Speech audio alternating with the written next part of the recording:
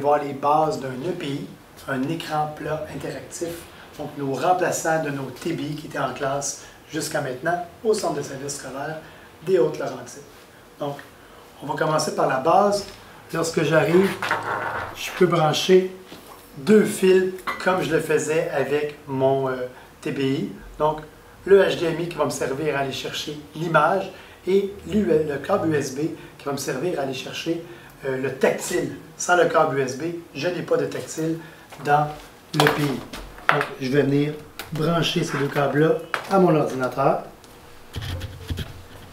L'ordinateur est automatiquement reconnu par l'EPI et va venir, donc l'EPI va venir projeter l'image de mon ordinateur. Vous avez sur la télécommande qui est fournie, donc le bouton de mise en veille, vous avez le bouton à droite qui sert aussi à venir chercher la source, donc devrait toujours être branché dans HDMI 1, et on voit trois petits points ici, peut-être moins visibles de votre côté, mais trois petits points qui m'indiquent que c'est vraiment là où j'ai quelque chose de branché pour avoir mon TBI. Mon EPI plutôt. Donc, pour l'instant à la base, on va venir projeter notre écran comme on le faisait auparavant avec le TBI. Si on fait le tour des boutons qui sont ici, donc on a le bouton de mise en veille, même chose que sur la télécommande. On a des boutons de volume disponibles aussi sur la télécommande. On a un bouton de paramètres.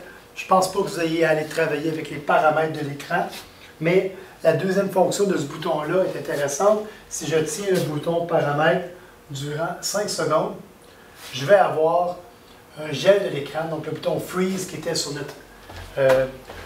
notre écran, sur notre télécommande Smart avant, est maintenant disponible ici en tenant le bouton, la roue d'engrenage, le bouton paramètres durant 5 secondes. Donc moi, je peux être en train de faire autre chose.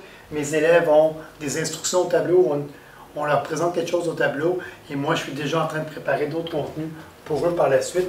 C'est possible en tenant le bouton ici paramètres durant 5 secondes. On a une indication en haut qui marque freeze.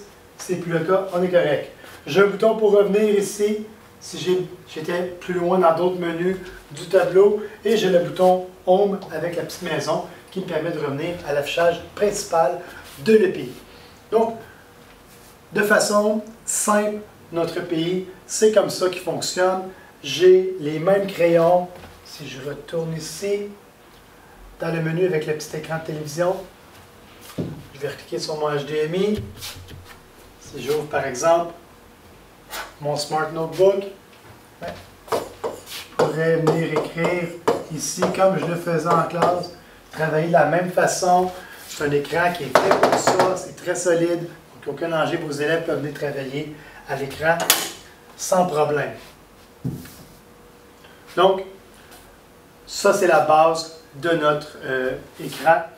Dans la deuxième vidéo, on va vous montrer les fonctions un peu plus avancées pour ceux et celles qui voudraient aller plus loin.